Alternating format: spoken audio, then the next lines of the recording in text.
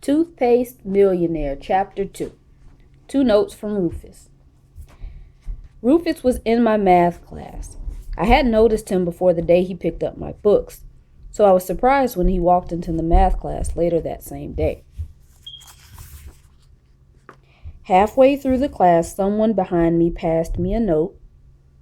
It said, "You will need 2 1/4 yards of 36-inch wide nylon, which is 97 cents a yard at Vince's, which will come to $2.18 plus sales tax." At the end of the note was a neat little drawing. It showed a pattern for the saddlebags laid out on a 36-inch wide material with the length and width of each piece carefully marked. I was turning around to let Rufus know that I got the note when Mr. Conti, our math teacher, called out my name. "Kate McKinstry," he said, "would you please bring that note to me?" Mr. Conti's way of cutting down on notes in his class is to read aloud every one he spots going around. It was just my luck to get caught with the first note anybody had ever passed me in his class. The kids around me were snickering. There hadn't been a juicy note to laugh at for a week, and I guess because I was the new kid, everybody was waiting to see how I'd manage in a tight spot. The last thing I wanted to do was get Rufus into trouble. I tried to look very innocent and said, "It's not exactly a note, Mr. Conti." "Well, what exactly is it?" Mr. Conti asked. I felt my face getting red, but I stuck to my explanation. "It's kind of a math problem," I said. "Then I'd be even more interested in seeing it," Mr. Conti said. There wasn't anything I could do except take the note up to Mr. Conti. He read it to himself and then looked up kind of surprised. "Believe it or not," he said to the class, "it is a math problem. The answer looks right, but I think we better check it out." And what happened then was that Mr. Conti went to the chalkboard and copied off Rufus's pattern for the saddlebags. He wrote in the measurements for each piece of the pattern: 16 inches by 14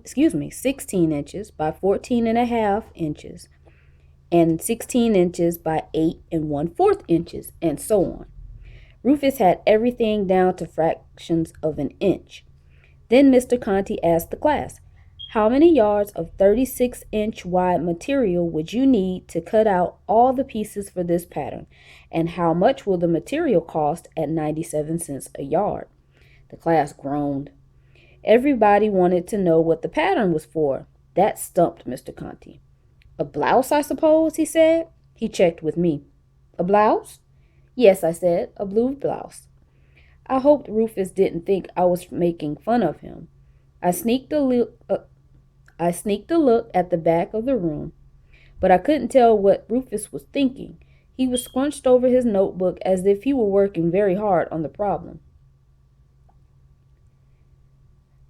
The answer looked very simple the way Rufus had the pattern all drawn out in the note, but it took the rest of the class a whole period to work out their answers.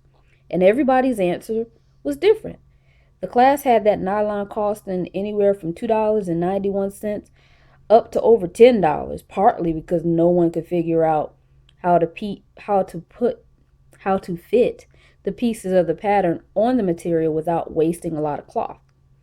I never did tell Mr. Conti who wrote the note. I think he might have an idea, though, because Rufus's answers were the only ones that matched those in the note. When I went to pick up my bike after school, there was another note taped to the handlebars. In this note were 2 maps. One map showed how to get to Vince's Army and Navy on Merchant's Row, and the other showed how to get to Rufus's house from Vince's. Rufus lived about 3 blocks from me. I rode straight down to Vince's after school. The store was in a part of town where I'd never been before, but Rufus's map was easy to follow. I got 2 1/4 yards of the same blue nylon that Rufus's bags were made of, and then I followed the other map to his house.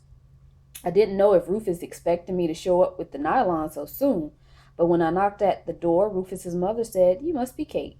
Rufus is in the kitchen." In the kitchen, Rufus had a pattern for the saddlebags all laid out. He had already cut out the leather straps to fasten the bags with and had put buckles on the straps. Rufus gave me some pins and told me to pin the pattern shapes to the nylon. Then he cut out the pattern and set up his mother's sewing machine and sewed all the pieces together. But I wouldn't have believed it if you had told me that within a year and a half Rufus would be a millionaire.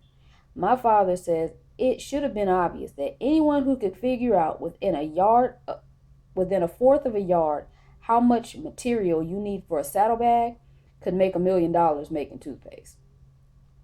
By supper time, the saddlebags were finished. I was amazed, but I'd never known anyone before who could make saddlebags, let alone toothpaste.